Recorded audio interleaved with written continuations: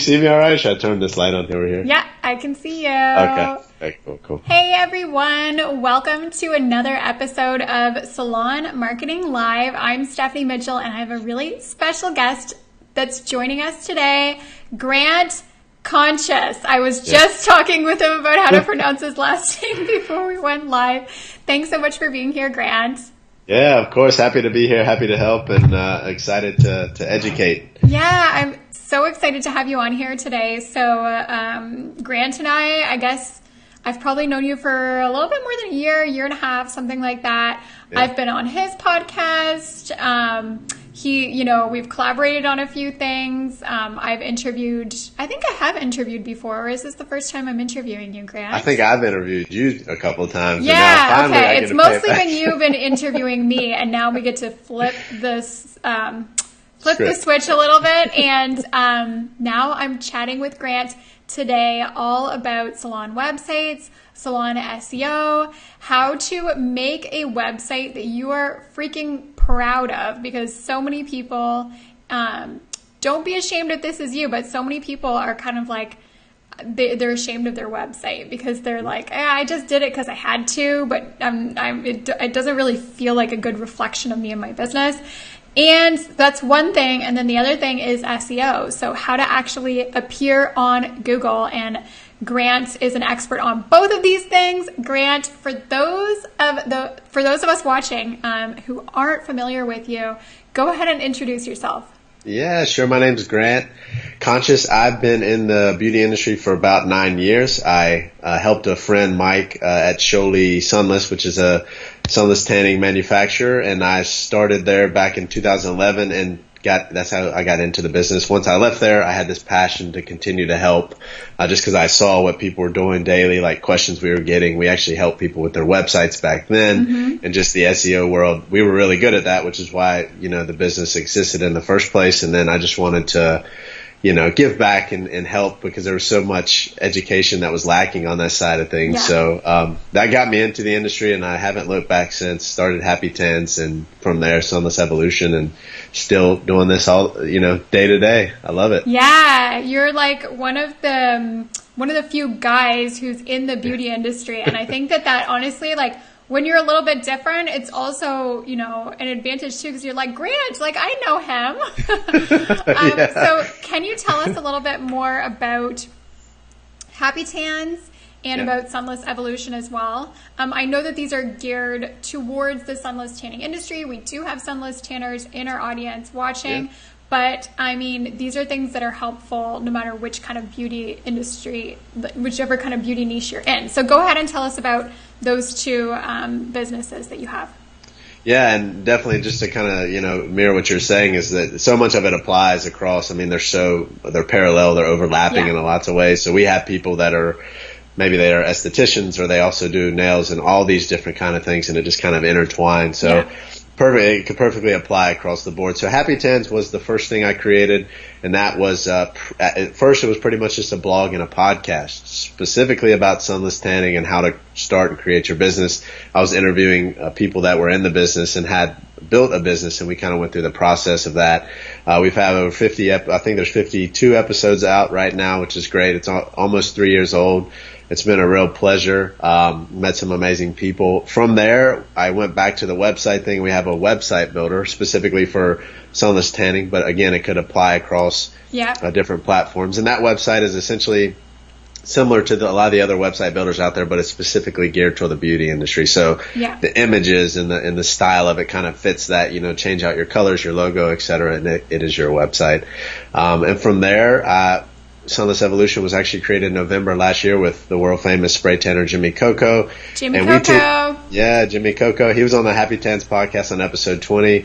You're a past guest too, obviously, as well. But with Sunless Evolution, we saw that Jimmy had the craft side and I had the business side, and we saw so many people that were struggling and wanted more help, and we wanted to create a kind of an exclusive platform for people that were willing to invest.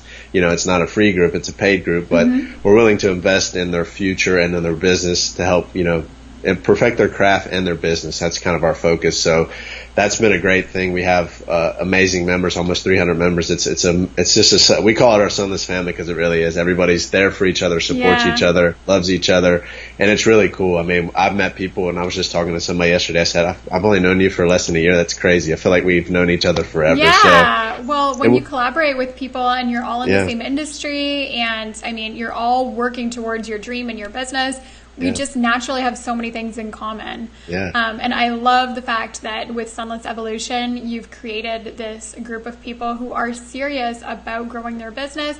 They're serious to the point where they're ready to invest in it. And they're filled with people who are not just kind of like lazily contemplating on how to improve their business. These are like action takers who are ready to learn new things every month on how to build their business. So I guess you talk to them about like websites and social media and that kind of thing. Yeah, and you said monthly. That's right. We have monthly coaching calls. We have monthly guest interviews. You're one of our past interviewees, but we bring in people that are specialists in a certain topic to touch on that. And this is going to be anything from, we have more guests to bring on, but finances to advertising to Instagram to, building a team, being a leader, all this kind of stuff we have planned. And then Jimmy and I do a monthly call where we get on. People can submit their questions or ask the questions live and we'll answer it. It can be anything. We get a lot of questions about, specific to spray tanning, but a lot of it applies across the board. And we are putting out content. Pretty much whatever our members ask, we'll put it together. And if we don't know, we'll bring in somebody that can help with that. So it's bringing in the experts, like how I'm bringing in you because you're such an expert on websites and SEO. That was like the perfect segue into our conversation. So guys, if you're watching live or if you're watching as a replay, just let me know in the comments, drop a comment below, and let's start off this conversation with a question. How do you honestly feel about your website on a scale of 1 to 10? 1 being, it could honestly use a lot of work. I haven't really looked at it in the past 6 months. I'm hoping that people don't actually look at it. And whenever a family or friend asks to see my website, I just say that it's under construction because I just don't want to show it to them. Okay, that's 1. And then 10 would be like, amazing. I freaking love it. I'm so proud of it. It's exactly how I imagined my website being.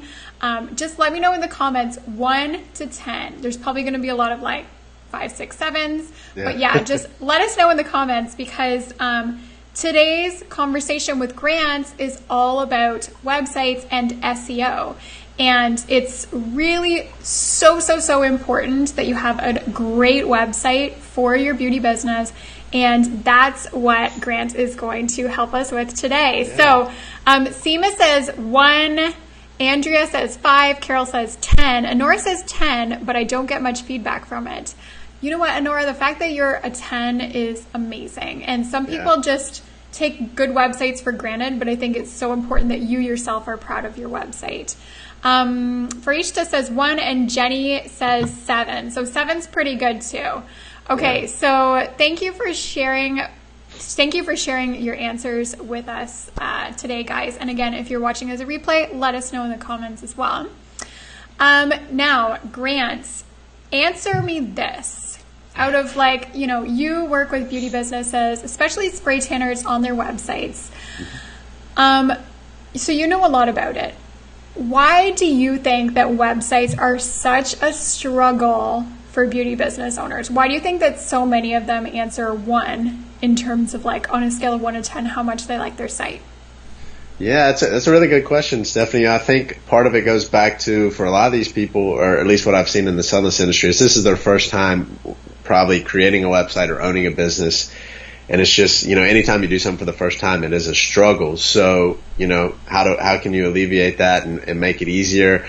That's really the question. So the biggest struggle is I think people have a hard time, and even I struggle with this still, and I've been doing this for years, is putting yourself in your client's, shoes and saying what I want to see on the website.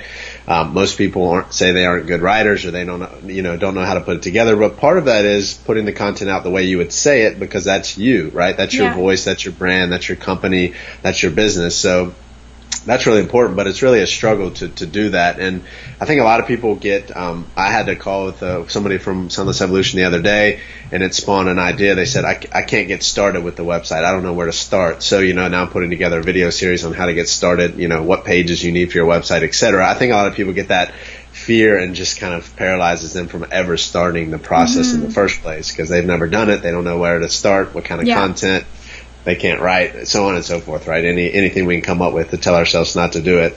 And I understand that even when I start a new site today, it's like the hardest thing to do, pull up a blank piece of paper and start. But you really should have, the content together and then create the website around that.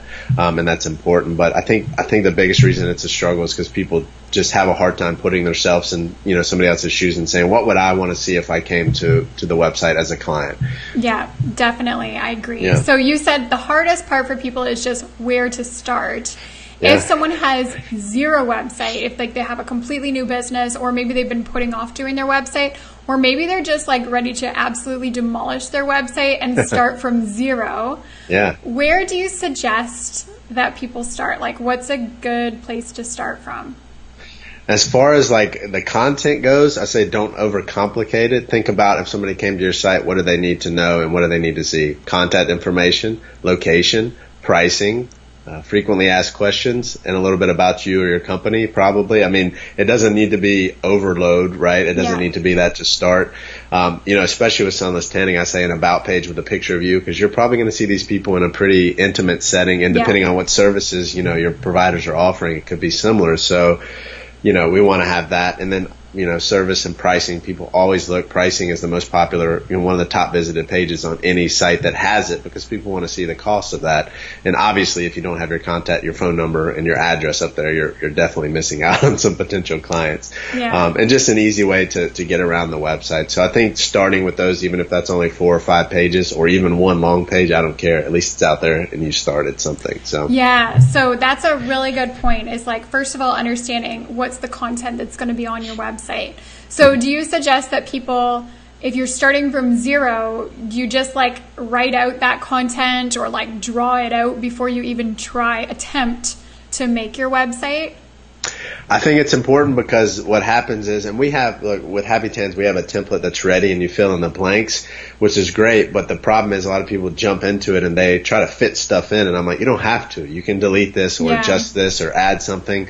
If you have the content laid out, then you can figure out how it lays out, into the design of the page. But it is overwhelming to look at a blank piece of paper. I was actually talking to my sister. She's not in the beauty industry, but she's trying to create a website, professional website. And I said, look, these are the pages you need. Sit down every day for 20 minutes and write something about each, page and go through the process. And in a week or two, you're going to have everything you need. It's really not that complicated, but, and she told me, she's like, I just was figuring I need to set out a whole day and sit there for 8 hours and figure this out. And it was just overwhelming. She couldn't even start. I said, no, 10, 15, 20 minutes, work into it and just start with whatever's easiest, and you're going to get the momentum to get started. So yeah, I agree. And I also know that okay, for someone who creates a lot of content, I write long form blog posts often, and looking at a blank page, it doesn't matter how many blog posts I write, my first thought is, I can't do this. Honestly, it's I don't know, this probably is going to be the last blog post I ever write, because I cannot do this. And then I realized that what the problem was is exactly what you're saying, is looking at a blank page and getting overwhelmed with thinking oh, this has to turn into the perfect blog post and I have to get it done all now. One thing that I've realized, whether it's blogging or website content or just creating something in general, is just have an outline. Just don't try to start with your good copy. Start with a really, really rough, crappy, terrible copy with just some point forms and titles and just ideas in it. And then you'll build on from there.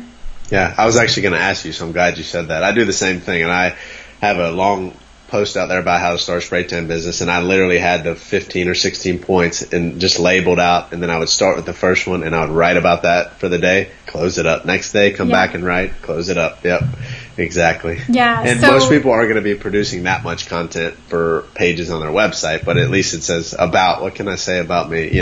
Services. These are all the services I offer, pricing, a little description, etc. So yeah, so definitely, if I can give a recommendation, is before you actually try to design your website and make it look good and do all that techie stuff, start with just some written content, and it doesn't have to be long. Just like open up a doc or a Google Doc or something and just have your headlines. Just like, okay, what's going to be on my homepage? What's going to be on my menu services page? Yep. What's going to be on my about page? What's going to be, what's my booking page going to be like? And then the last one would be contact. Yeah.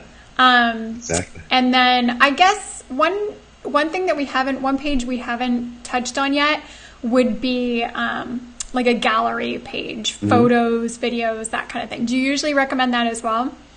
Yeah, absolutely. We have that built in. Now, see, the struggle we have with that is a lot of people are just starting. They may not have a gallery. So we just say, hide the page until you do.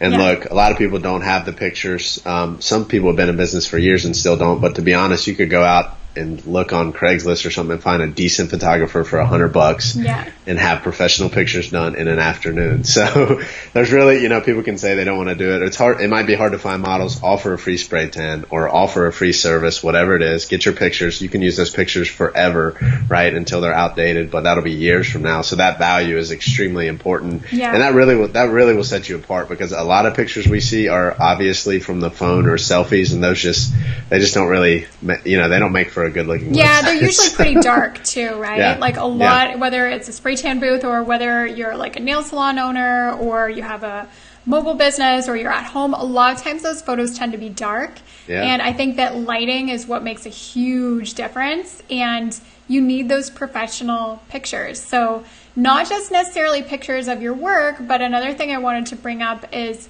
pictures of you. Like that's such a good place to start from if you're struggling for like photos and design stuff on your website. A lot of time it's just because you don't have good pictures of yourself. Mm-hmm. Very true. So hiring a professional photographer, like you said, $100, $200. I personally spent $300 on a professional photographer, and I got about like 300 pictures in different locations and with different outfits, and I use them everywhere, especially on my website. Yeah.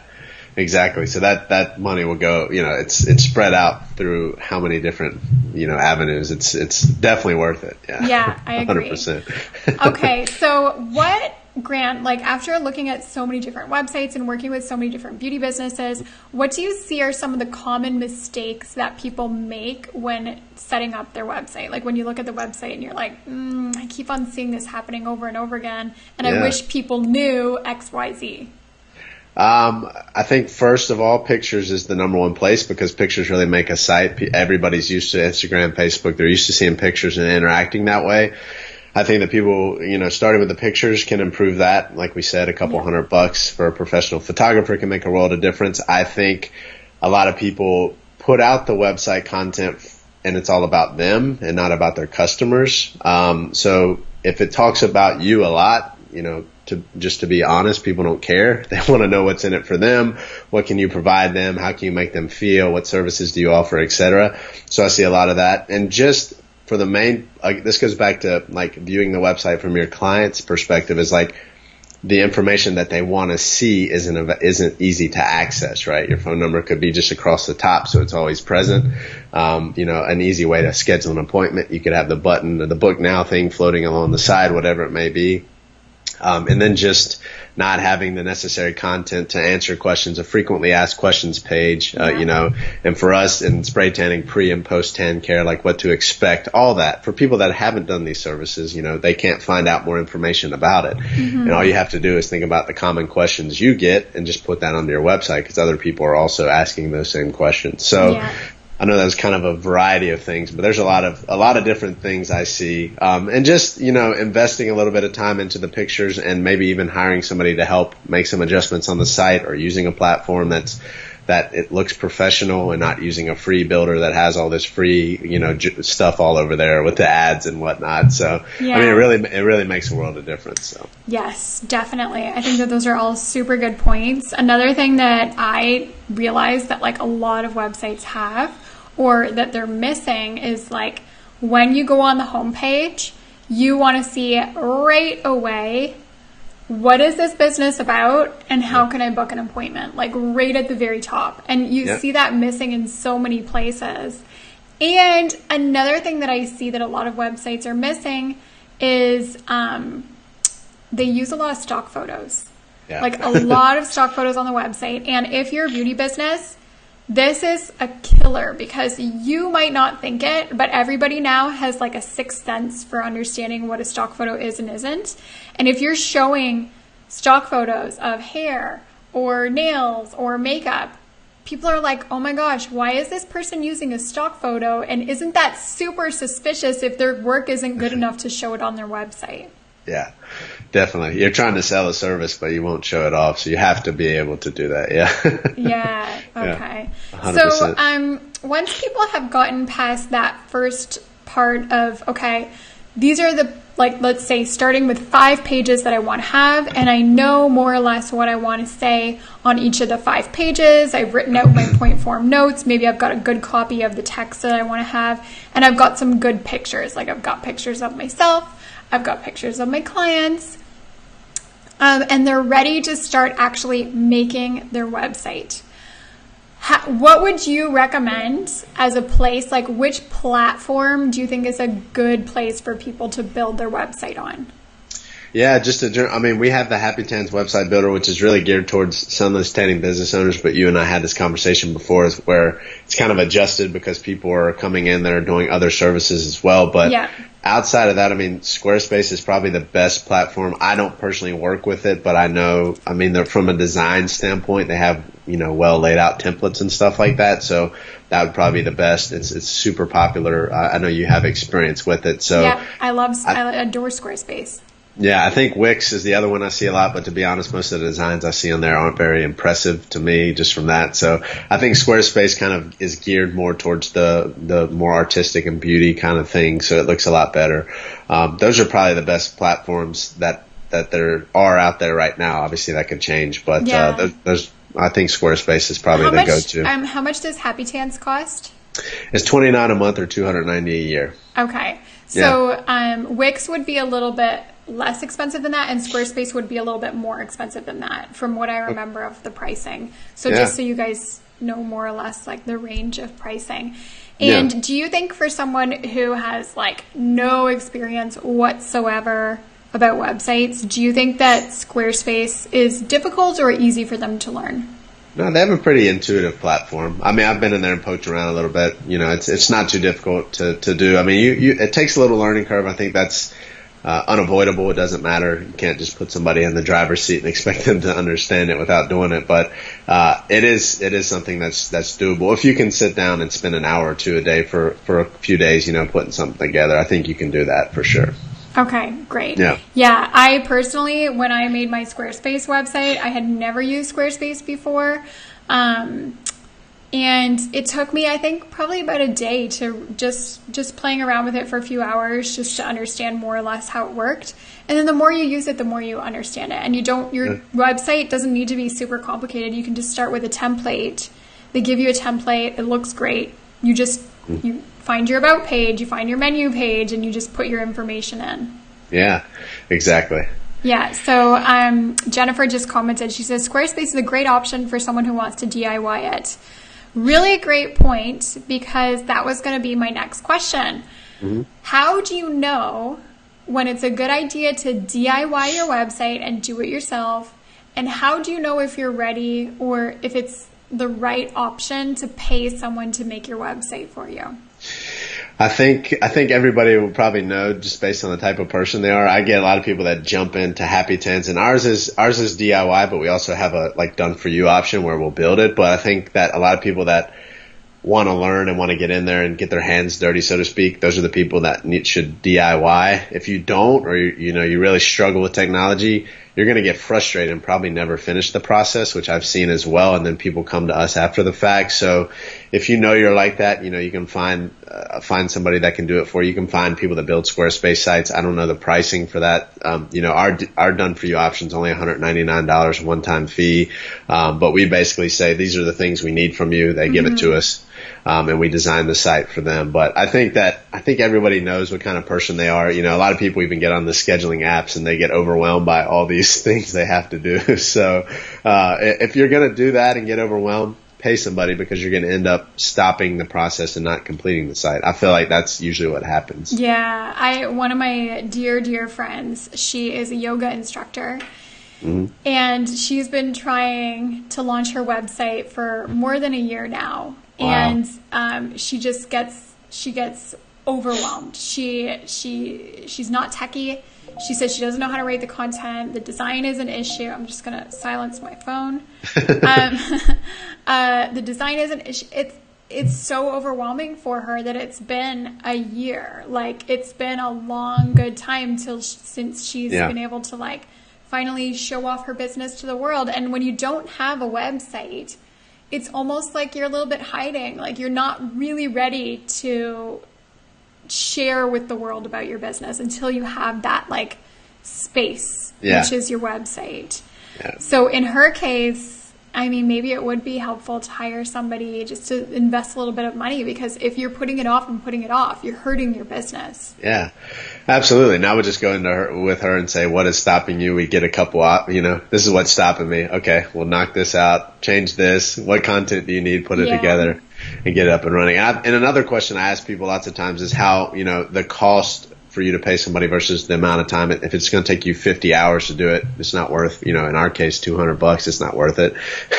Just pay somebody a couple $100 and do it for you. So, it does, have to look at it that way too. Obviously, time is the most valuable thing we have. So don't waste it if you're not going to put it together yourself. Yeah, I agree. Yeah. So guys, if you're watching there, let me know in the comments, did you make your website?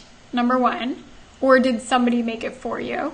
And then number two, which platform did you build your website on? Or did somebody build it for you? Is it Squarespace? Is it website? Is it GoDaddy? Is it Wix? I'm really curious to know what you guys think. So let me know in the comments, and I'll read your comments out afterwards so we can kind of see where everyone's at right now and what everyone's favorite app is. Yeah, I'd love to know. Yeah. So let's talk one of the biggest functions of a website, which would be booking. So many websites make you like dig through different pages and scroll down to the bottom to finally figure out how to book an appointment. And a lot of websites don't even let you book an appointment online. Do you think that that's a problem? Yeah, 100%. I was hoping that's what you were going to say. Yeah, I mean, there's a couple ways, and we talk to people about this all the time. The fact that one, people just really don't want to talk to people. Most people probably scheduling their appointments in the evening or when they put their kids down or when they have a free second, for themselves. They don't have time to text and call or message or whatever. They just want to go online, click the button, and do that. And always having the book now button, visible at the top or along the side of the website or something I think is imperative. You should always have that. Yeah. And that's not to like bug people. It's just to make it available. Like, they're on your site for a reason, right? They probably want to schedule an appointment. And people don't have patience to poke around too much. So if they can't find it, they're just going to go somewhere else, right? Yeah. There's other options for them. So I agree. So having that online booking option is so great. One thing that I've seen on a couple websites, which I love, is like on the homepage of the website, they have two buttons. One is either beside each other or one on top of the other. One of the buttons says book online and the other says book by phone. And when you click book by phone, because most people are literally on their phones nowadays, it'll open up like the phone app on your phone with the phone number there. So you can just literally press that button and it will call them. Yeah. Which is super cool. Which is a great option to have. But let's be honest, nowadays, especially if you're talking about millennials, damn millennials, we prefer to book online, let's be honest. So what is your favorite apps to integrate with a website to book online?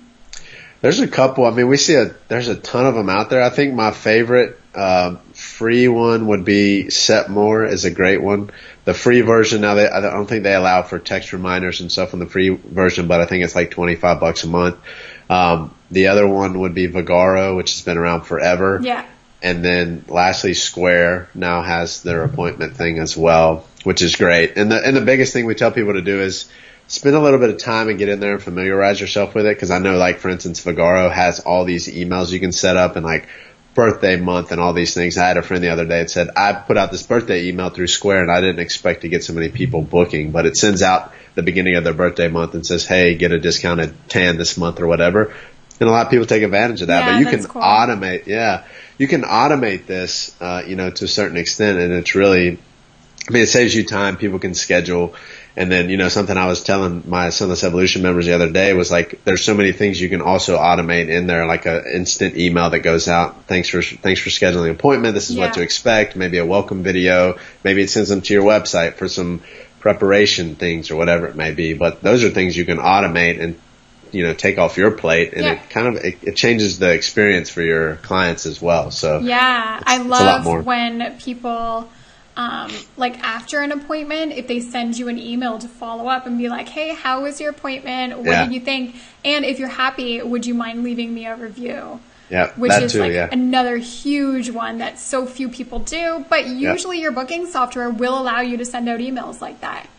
Yeah, that's an important one, and I failed to mention that. I always recommend people do that. That for sure. They'll send it out. It's usually 24 hours after check-in. A lot of people text it as well. I'm actually inside of Sunless Evo, I put out a question that said how many people have trouble getting reviews, and I'm actually in the process of building a system to help make it easier. So to actually text or email them a link that'll allow them to say, how was your service, rate it, and then leave a review, and it takes them to Google or Facebook or whatnot. So that's in the process, because it's so hard to send people that link or hey, go to Google, search for us, click on this, click on that. So we're going to simplify that, because that's so cool. I love that.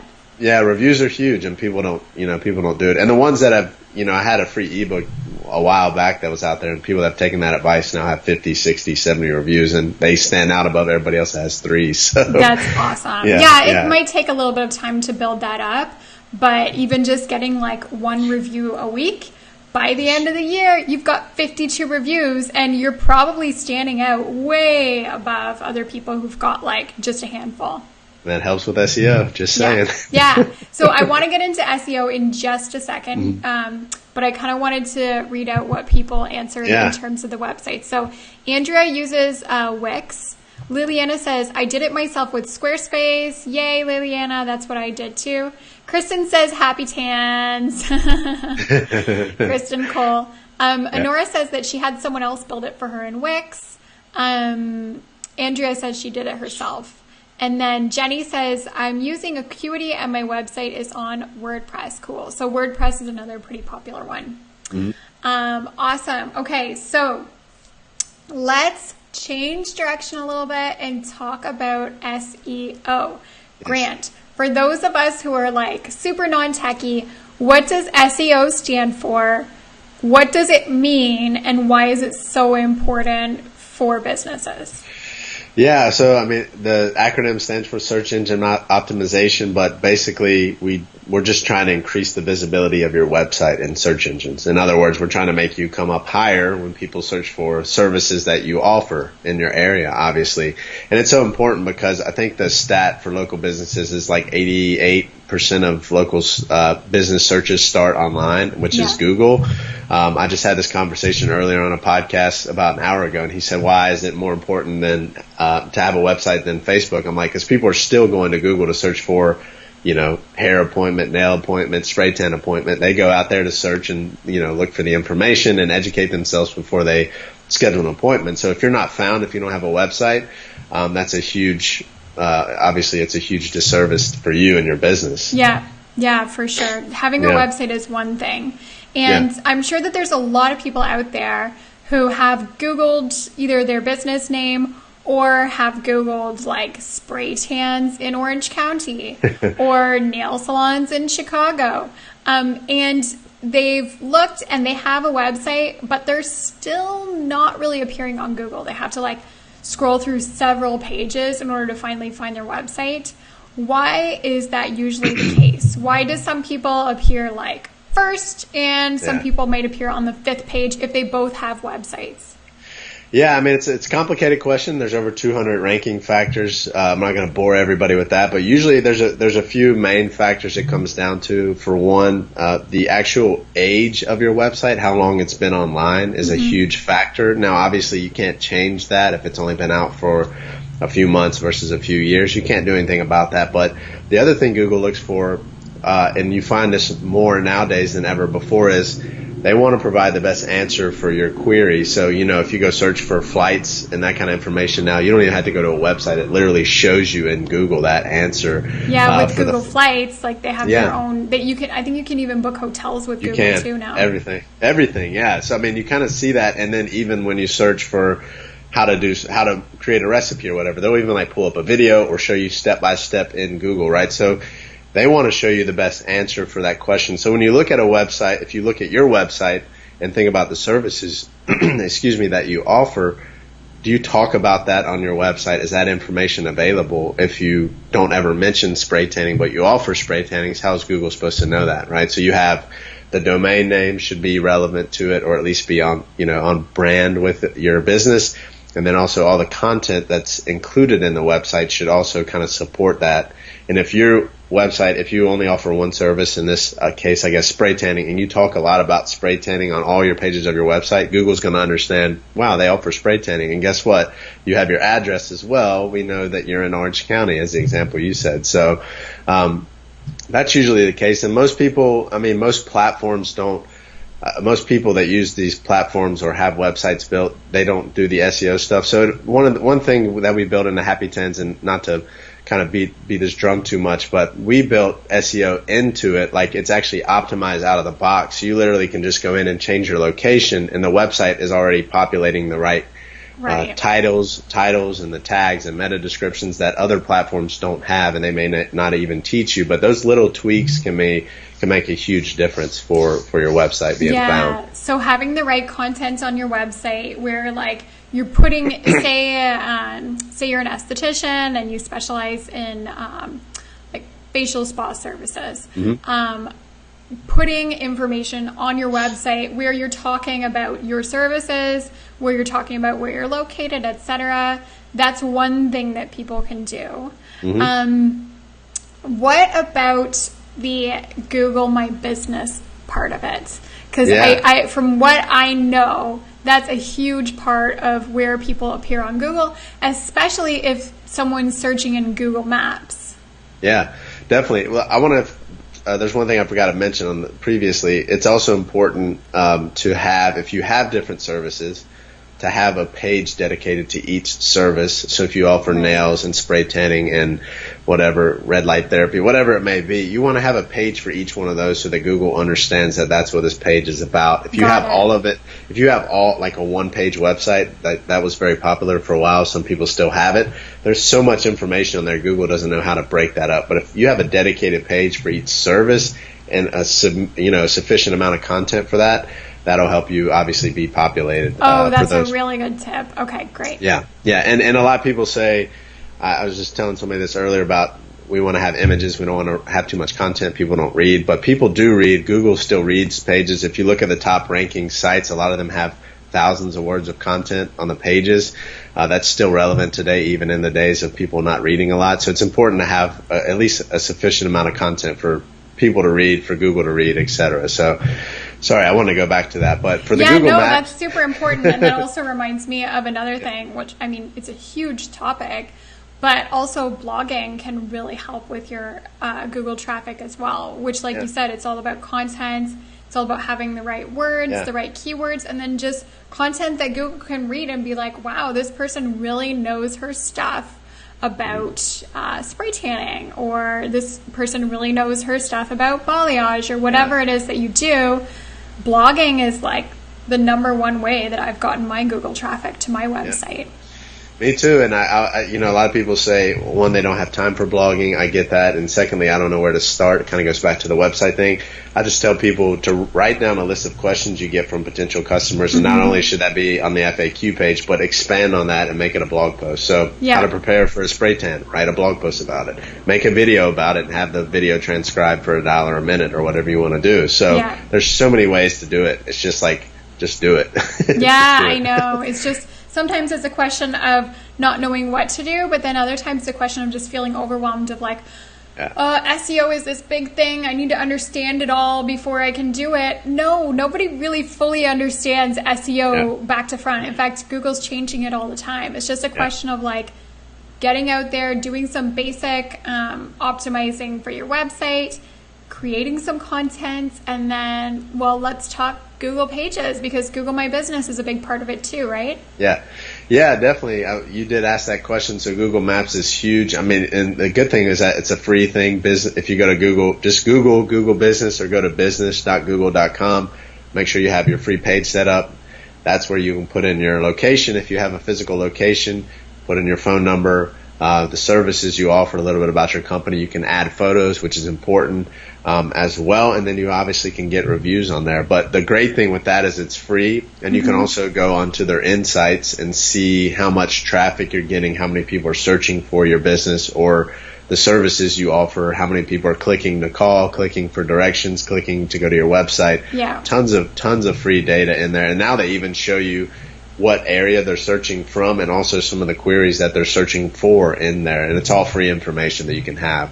And the biggest way to come up there is having, you can do Google posts. They come and go, but if you put some information out there, most people aren't, but you can, just add some information. But if nothing else, the biggest thing you can do is get reviews, and consistently get reviews. Don't get 60 reviews on one day and then not get any more. Yeah, that looks suspicious to Google. Yeah. That looks like spamming, right? Yeah, exactly. So they want to see consistent over time. Like you said, if it's once a week, then they're going to say, okay, this person's relevant. And then there's, this is a struggle I have with a lot of clients, is they want to rank in the surrounding cities, but there's only so much you can do because Google is so focused on where you are located. You could walk across the street and search the same thing and may get a different, result depending on that. So now with your phone, obviously it is so direct to where you're located that it's hard to manipulate it. But if you are the best answer for that question or service, if you're the closest one, then Google's probably going to populate you at the top. Yeah. Awesome. Yeah. So, in terms of SEO, what do you think if someone is just has a new business? So one of the factors is that their website has to be around for a little bit of time. Yeah. So if they're new, they might feel like they're at a disadvantage. But what do you think are some of the easiest things that someone could do this week, like little projects that they could work on to help rank better on Google? What are the big things that you would recommend? Probably going back, and if their website's already up and running, refreshing some of the content, adding some more information. Google wants to see that your website's constantly updated, your blog and your other pages. Also making sure that if you have multiple services, like we said, you have a page of information for each of those. At least 500 words I'd aim for. Doesn't have to be exact, but the more content you can provide, the better. Just think of all this information about the services, list some frequently asked questions about that specific service on the page, and before you know it, you're going to have 500, 600, 700 words. Yeah. And then making sure, depending on what platform you're on, they'll all have this though. The page title is one of the main ranking factors for Google, understanding that specific page. So if it's about, if it's about spray tanning, that page mentions it in the title. It's in the URL, and then it's talked about on the page, obviously. Yeah. And you don't want to talk about it every other word. It's obviously spam, but talk about it like a natural person, like you would talk to a client about it. So those are some easy changes you can make. Adding those additional service pages, if you offer a variety of services, is super important. I think a lot of people miss that. Yeah, for sure. Those are great. That's great advice. I especially love the part about having a different page for each one of the different general services that you do. That doesn't necessarily mean that for each one of the menu items you need a new page, but the general nail services or hair services, etc. That's awesome. Not something that I had thought of before, but it's genius. Guys, I have one last question for Grant. The reason I'm telling you this is because if you have any questions, I would love if you can drop them in the comment so I can ask Grant before we say goodbye. So just if you have questions about your website or your booking platform or Google Maps or SEO or anything tech website related, ask them in the comments. Grant would love to answer your questions. Okay, so Grant, last question that I have for you is... websites have changed a lot in the past few years. If you happen to, there's this website called Wayback Machine, and you can go and look at what websites looked like 5-10 years ago, even 20 years ago now.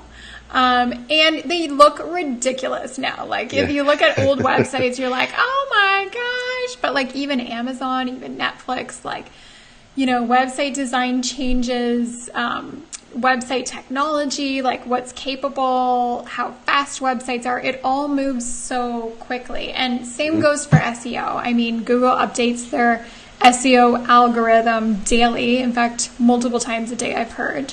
Yep. So what do you predict, or what do you see are some trends in terms of websites and SEO that have been happening recently and you think are going to continue into the future so that people can be prepared for some of these changes that are happening? That's a great question. I was just talking to somebody about this the other day, but I think that if you look at the way web design went, it went from like a real basic thing to a real flashy thing, and now it's kind of trended back to where it's more intuitive and it's easy to navigate. There's a lot more white space. The websites load quickly. The information's easy to access. And I think it's just going to continue that way because people are so used to the instant gratification thing.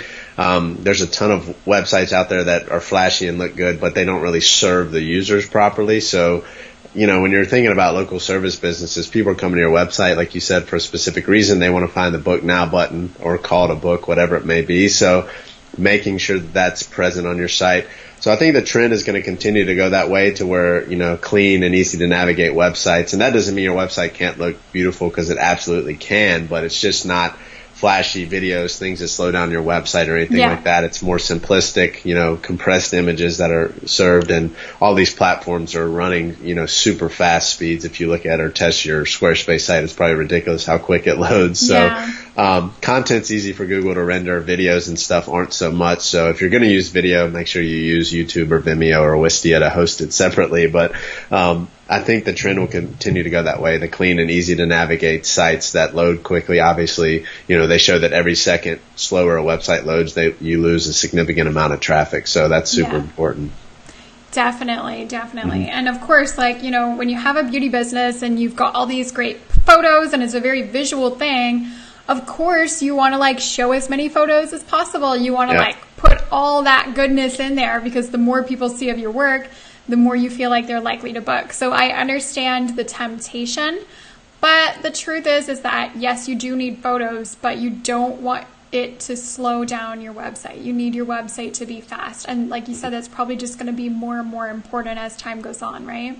Yeah, exactly. And there's ways to compress your images to make them smaller, and they don't have to be, if you take a cell phone image, it's probably 3,000 by 2,000 pixels. It's huge. You don't need it that big, because when you pull it up on the phone or computer, it doesn't need to be that big. So there's things out there that can crop your image and make it smaller, and also compress it to make the actual file smaller. I know this is getting a little technical, but if you're going to have a ton of images on there, make sure you can do that. And you just Google image compression, and you can find free services out there that'll do it for you. Awesome. Great. Yeah. Okay, so sure. Carol had a question. Actually, I can answer this question for Carol, and then Grant, if you have anything to add it, please. Go ahead. Carol asked, I heard that Facebook can provide a marker for you to put on your website to track visitors. Do you have info about that? Yes, it's called the Facebook Pixel, and it's amazing. Carol, this is how I use my Facebook ads every single week when I have a new blog post, a new video, whenever I want to promote something. The number one audience that I show it to are people who have visited my website within the past 6 months. It's called the Facebook Pixel. If you have a Facebook Ads Manager account, you can go in there. It's just a little piece of code. It's actually just like a little 10-digit or 12-digit number, and you can put it on your website. If you have Squarespace, there's actually a place to put your Facebook Pixel. If you have WordPress or Wix, same thing. They just have a little spot where you can put that 12-digit number. And then from that point on, you're tracking your website visitors. Anyone who visits your websites gets tagged with your Facebook Pixel. And what that means is that in the future, whenever you want to show an ad, you should definitely show it to people who have visited your website. So I'm sure you've seen it before, Grant. I'm sure you've seen it. You're on Facebook or you're on a website, and all of a sudden you see an ad for a website that you have just visited. You're like, why are they following me around? It's because they've tagged you with their pixel usually. Yeah, so. Exactly. I don't have anything to add. Yeah, you know that as better than I do. So. Yeah, Facebook Pixel is awesome, and it's free, and it's a great thing to integrate into your website. Yeah, and even if you're not going to advertise now, you can go ahead and put it on your site and collect that data for the future. Exactly. Even if you don't know like what kind of ads you're going to run, do it now, because when you're ready, you're going to have that like great bucket of website visitors to show your ad to. And if you wait until later, it's going to be too late. You're going to be like, well, no one's visited my website while my pixel was on it. So yeah. Grant, do you have anything to add? Anything that we didn't go through today, or any like final words of advice and wisdom? No, I mean, I don't think I have anything else to add. If people have questions afterwards, you're welcome to reach out to me, Grant@Happytans.com, or I'm happy to answer in Stephanie's group if you'd like. I think that if you haven't got started or you don't like your site, kind of go back and look at it from your user standpoint. Don't overcomplicate things. It's a lot. It doesn't have to be hard. And I think I tell this to people all the time, when you put out the website, it's not final. It's a living, breathing thing. You should always be changing and updating it. So whatever you put out there isn't final. Just get started and put something out there in the first place. And you're going to learn along the way. If you hire somebody, hopefully they do it for you. But make sure that you don't overcomplicate it, and make sure you have a website, because it's like the catch-all for everything digital. Everything drives back to your website, whether it's Google My Business or Facebook or Instagram. Everything links back to your website, and that is the thing that you own and have access to. And that's your kind of way to put information out there, right? Facebook could shut down tomorrow and all that would be gone, but you still own your website and all that content. So it's kind of the home base, I would say, for everything. Yeah, it's the home base. And I love what you said. Like, it doesn't need to be perfect. It just needs to get done. And then you can always improve it afterwards. Yeah. So we had one last question. Yeah. Before we go, Lily asked, hi, I had a beauty shop before I had my beauty services. Would you advise a separate website for each? So like separate her beauty shop from her beauty services. I think it's better. It sounds like they overlap. So without knowing too much information, it's better to have one so you're not stretching it too thin. If you already have that other one up and running, you can obviously just add the services, and you already have that kind of the age of the domain that's been out there for a while. So that's a benefit for you. So it's going to help your SEO essentially. Yeah, it's going to help your SEO. So I would combine them for sure if you can. It sounds like there's a huge overlap there, but there's no need to start something new for just the services. You could just add a service tab and that'll work. Yep, I totally agree. I think that's great. So Grant, thank you so much. It's been amazing. It's great, after I've done your podcast and you've interviewed me, it's great to flip the table around and interview you instead. It's been so helpful. I love your advice. It's very practical, and I'm sure that everyone watching has enjoyed it so much too. So if they want to get in touch with you, Grant@Happytans.com. And I've also tagged Happytans in this post so you guys can check out Happytans, check out Grant, check out, what about Sunless Evolution if they're interested in joining Sunless Evolution group? Yeah, it's sunlessevo.com. We actually only open up about 4 times a year, so we just opened the beginning of August. We're closed until around Thanksgiving. I don't have the exact open date yet, but they can get on the wait list, and we'll keep you in the loop as it comes back to being open. And if you have questions, feel free to reach out to me either way. But sunlessevo.com, yeah. Awesome. Great. Well, Grant, thank you so much again. And I hope that you have an amazing rest of your day. And for everyone watching, leave us a comment, say hi, and I will see you again very soon next week on Tuesday. All right, everyone. Have a great rest of your day. Alrighty. Bye. Bye-bye.